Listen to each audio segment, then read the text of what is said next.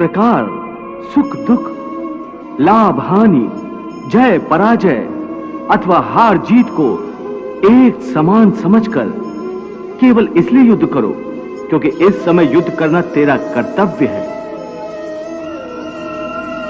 और यदि इस मानसिक वृत्ति से इसे अपना धर्म समझकर युद्ध करोगे तो तुम्हें उसका पाप नहीं लगेगा।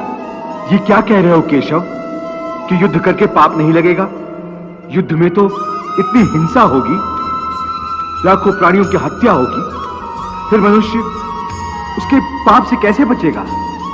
यदि कोई भी कार्य निष्काम कर्म योग की रीत से किया जाए तो ना उसका पाप लगता है और ना उसका पुण्य मिलता है।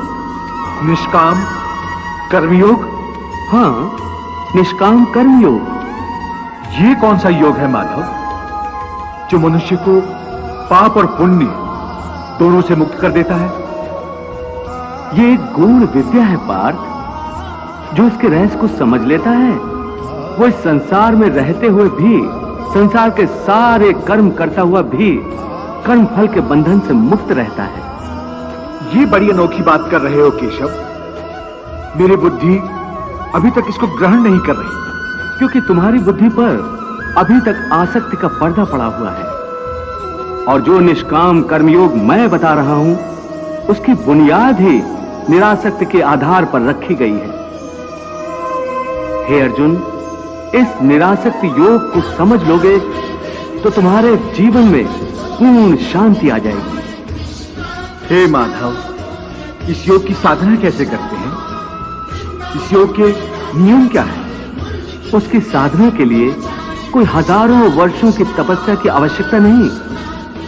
इसकी साधना तो एक ही क्षण में हो जाती है। एक ही क्षण में? हाँ, एक ही क्षण में। जिस क्षण में प्राणी अपने मन का रवैया बदल लेता है वही क्षण। परंतु हे केशव, कोई भी मनुष्य एक ही क्षण में आसक्ति को कैसे छोड़ सकता है?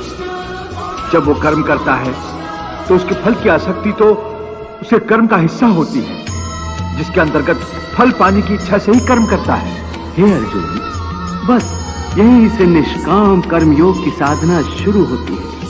अर्थात तुमने कहा कि प्राणी फल पाने की इच्छा से ही कर्म करता है, परंतु निष्काम कर्मयोग यह सिखाता है कि फल पाने की इच्छा से नहीं, बल्कि अपना कर्तव्य पूरा करने के लिए, अपने धर्म का पालन करने के लिए कर्म करो। फल पर भरोसा रखकर कर्म मत करो, क्योंकि फल पाना तुम्हारे हाथ में नहीं, तुम्हारे अधिकार में केवल कर्म करना ही है।